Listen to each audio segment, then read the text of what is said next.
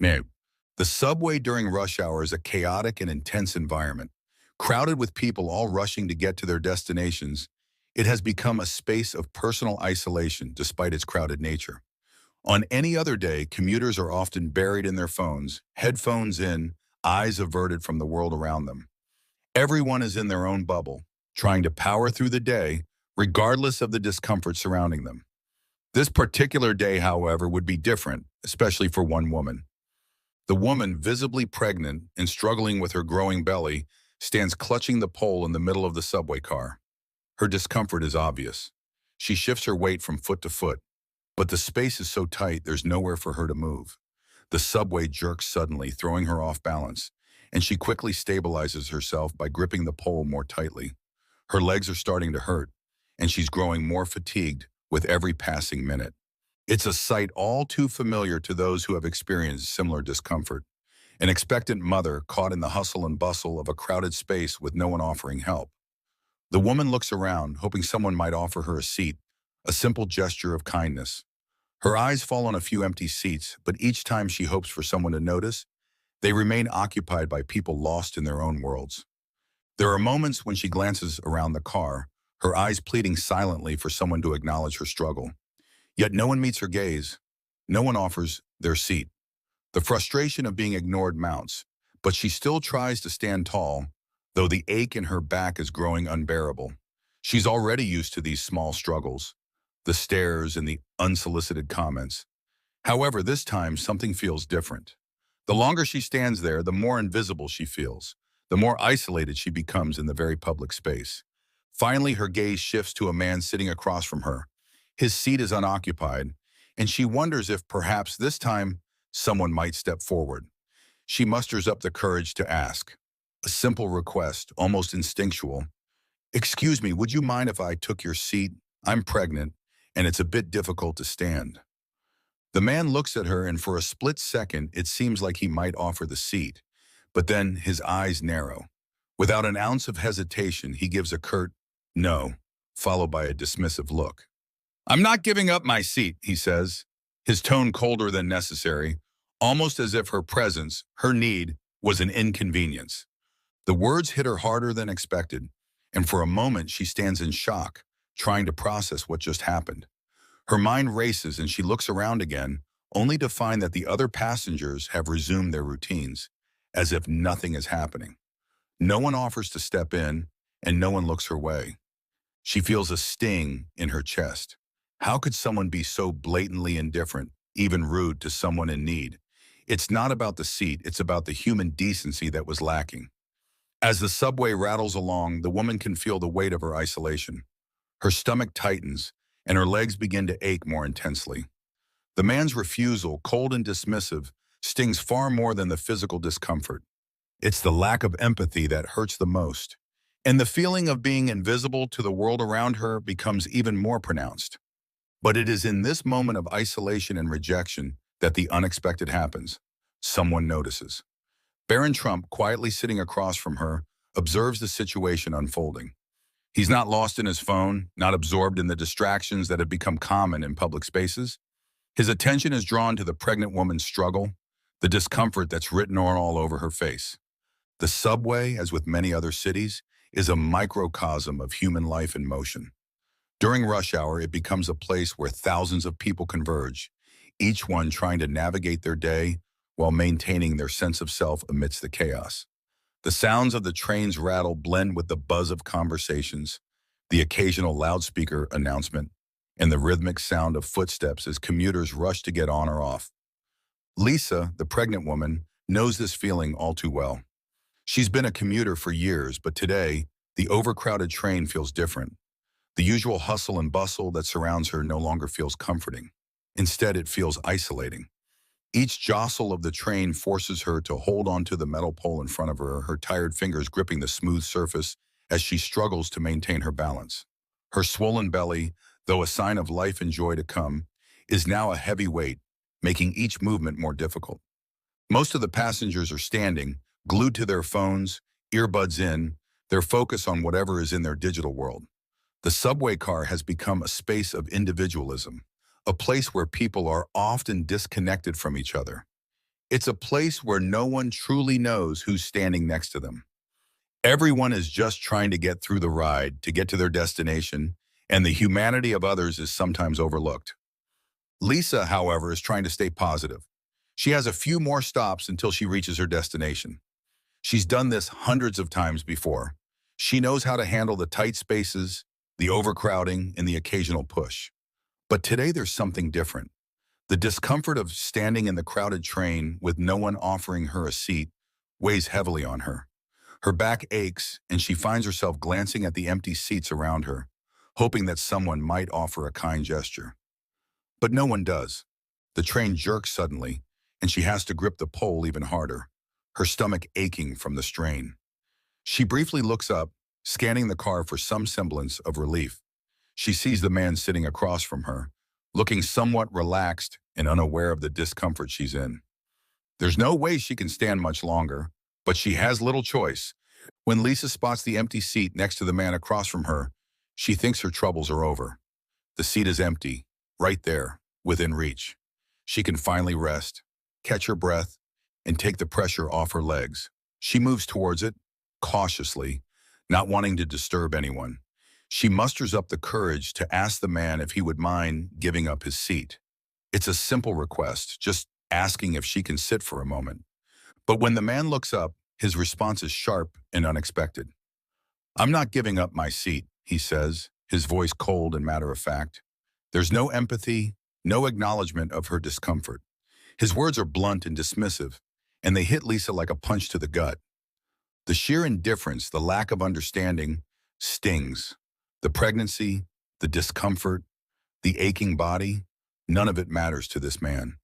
For him, the seat is more important than the human being standing before him. It's a moment that highlights the lack of empathy in the world, when someone in need is simply ignored, and a small act of kindness is withheld. Lisa stands there, shocked and hurt, not knowing how to respond. The moment lingers, stretching out in her mind. The pregnant woman who had hoped for kindness is now left with nothing but the coldness of the man's refusal. She doesn't know why he refused. Maybe he was tired, maybe he didn't care. But in that moment, her need wasn't recognized. And for Lisa, that's the hardest part. Being treated as if her need wasn't real, as if she didn't matter enough to be helped. As Lisa stands there struggling with the discomfort of standing, the atmosphere of the subway car seems to pulse with an undercurrent of indifference. She grips the pole tightly, trying to balance herself as the train rumbles along the tracks. Yet her mind drifts. The lack of empathy she's experienced weighs heavily on her heart. Why does it feel as though she's invisible? Why is it so hard for people to show simple kindness, especially when it's needed most? The pregnant woman looks around the car, hoping for a sign, a gesture from someone, a glimmer of humanity. It is then that Barron Trump, seated across from her, notices the interaction unfolding before him. Barron had been quietly watching the scene in the crowded subway, but now his attention is focused entirely on Lisa.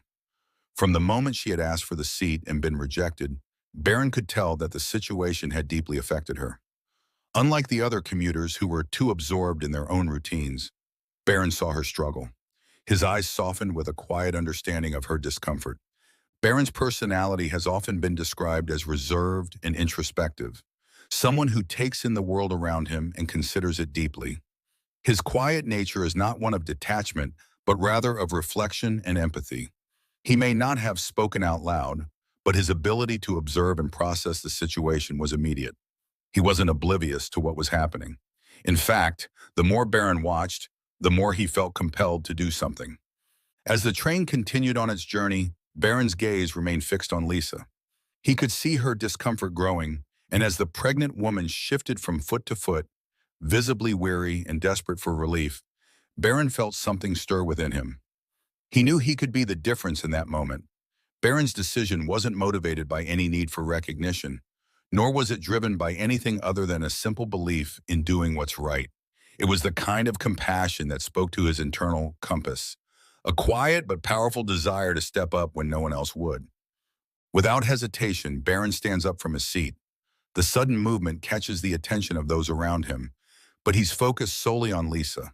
His body language is calm, his steps purposeful but measured, and the entire subway car seems to hold its breath in anticipation of what's about to unfold.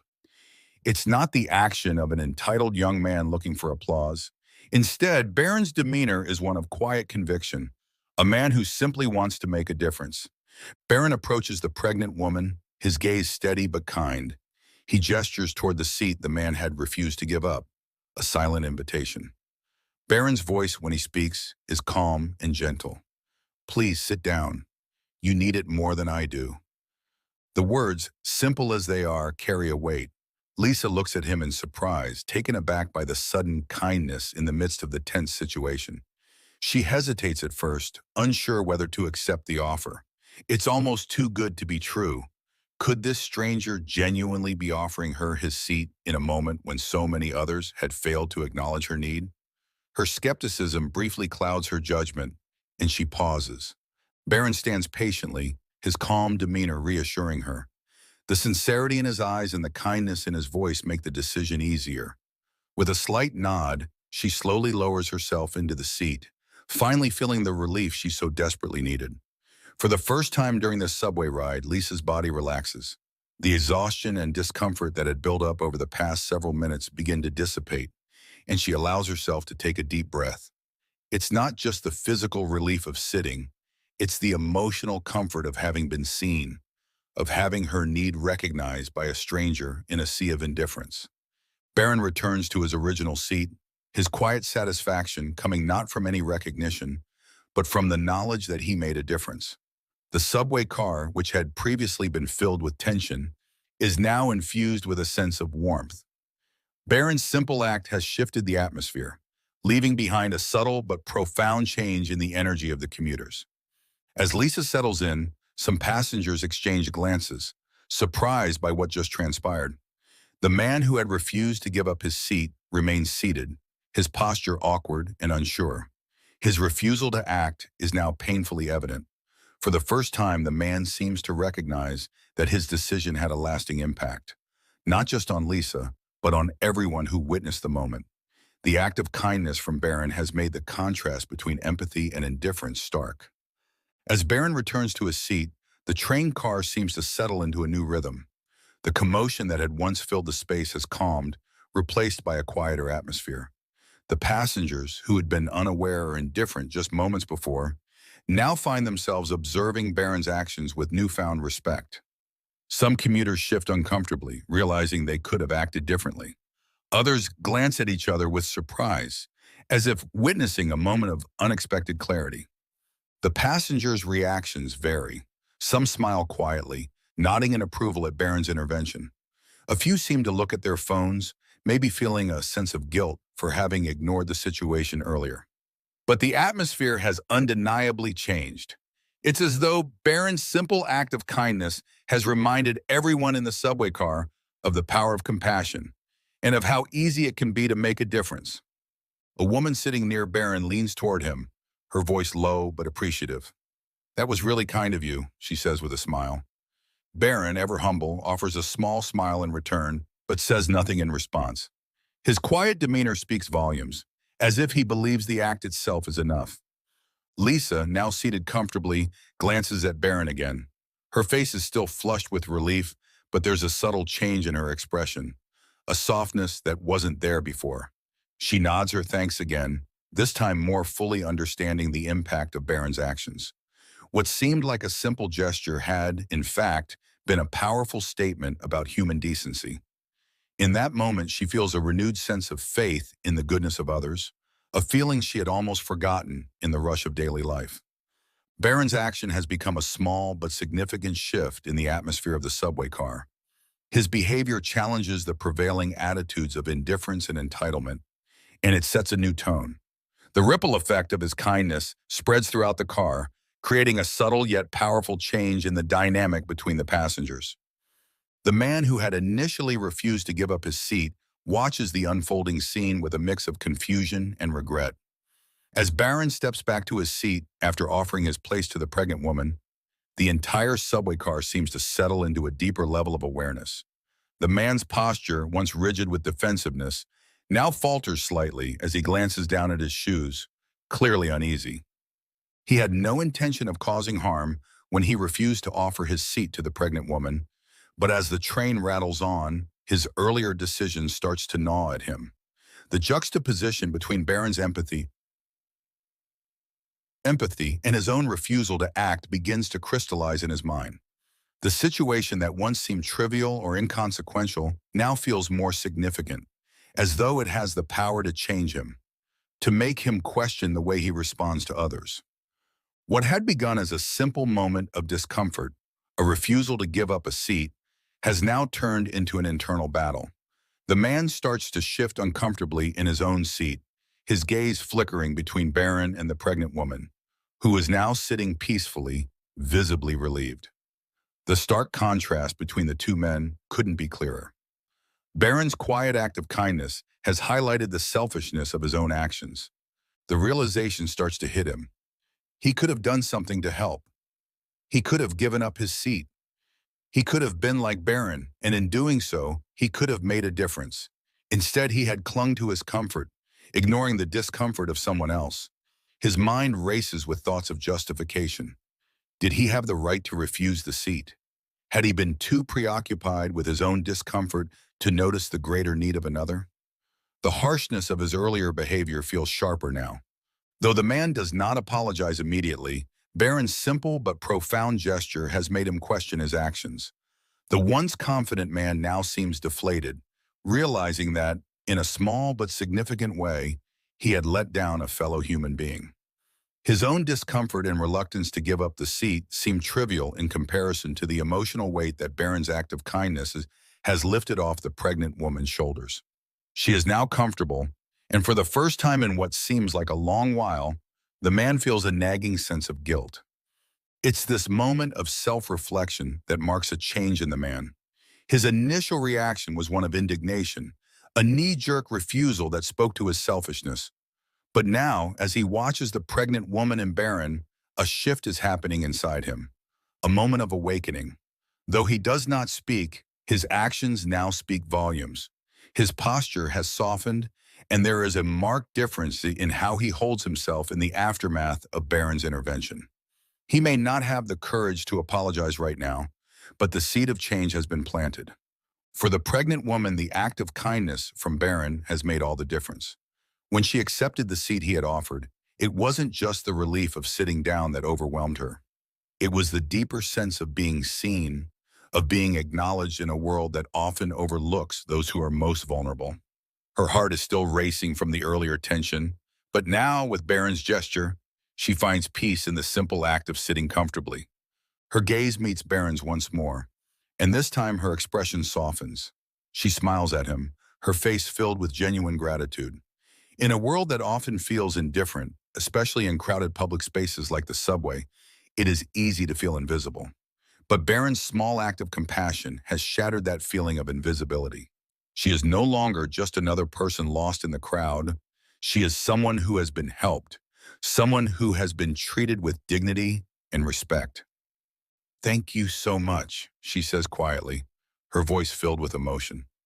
The words seem simple, but they carry the weight of her gratitude. "You didn't have to do that."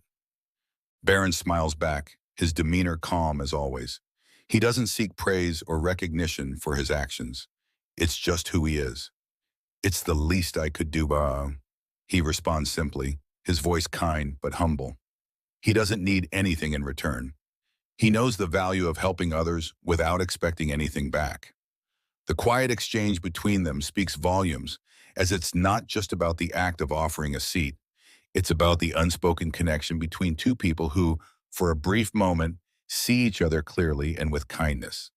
For the pregnant woman, Barron's gesture provides more than just physical relief. It offers a sense of human connection and warmth.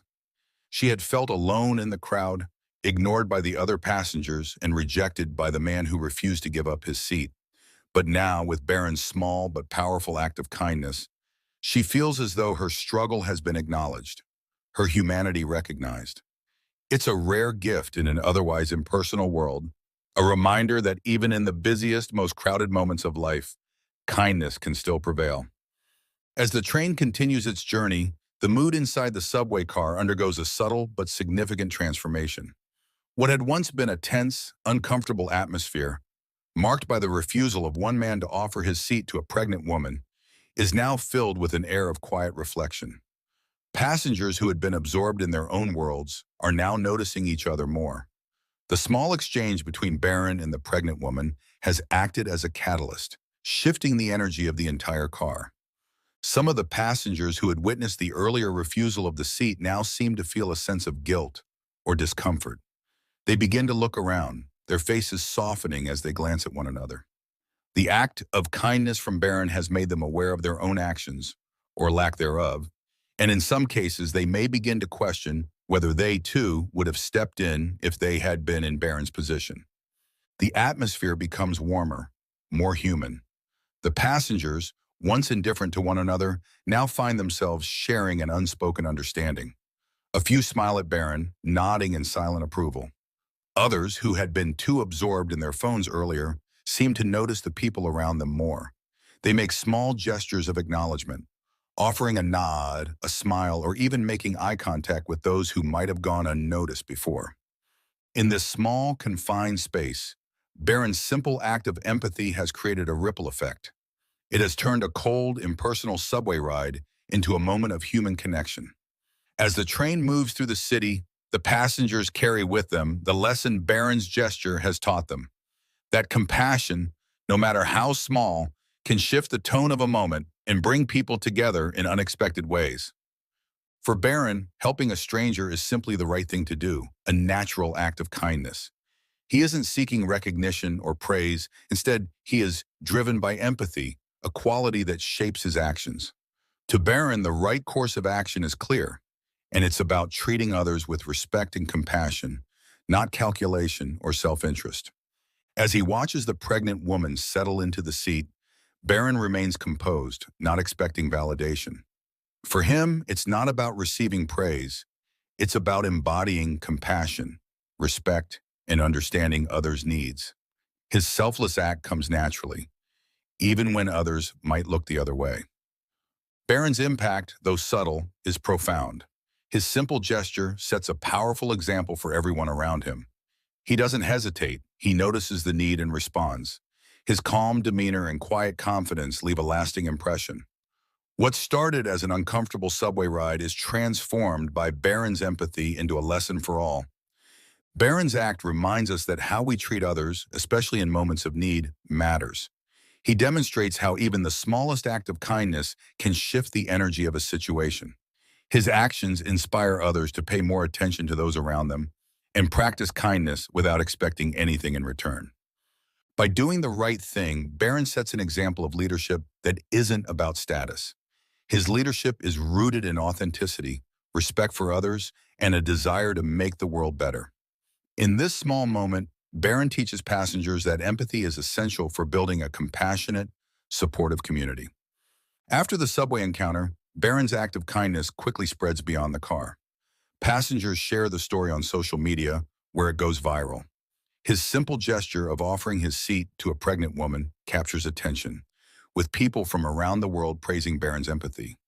The story becomes a symbol of how one act of kindness can deeply impact others. As the story spreads, it inspires many to act similarly in their own communities. Social media users share their experiences of helping others using the hashtag empathy in action. Barron's small act ignites a global movement of goodwill, showing that everyday acts of kindness can have far-reaching effects. The ripple effect shifts the conversation around empathy, reminding people of the importance of compassion. Barron's action becomes an example for others to follow, demonstrating that kindness doesn't need to be grand to make a difference. It's a reminder that we all have the power to make the world kinder, one small gesture at a time. For Barron, the impact is humbling. He never expected his simple act to gain so much attention. Yet, it shows that even small, seemingly insignificant acts of empathy can spark significant change.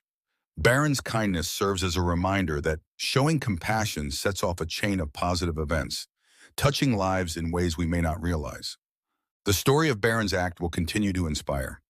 It becomes a lasting legacy of empathy, proving that kindness doesn't have to be flashy to be meaningful. Sometimes the most profound change comes from quiet, unspoken moments of connection. Barron's willingness to make a difference reminds us all that we can spread kindness in our everyday lives.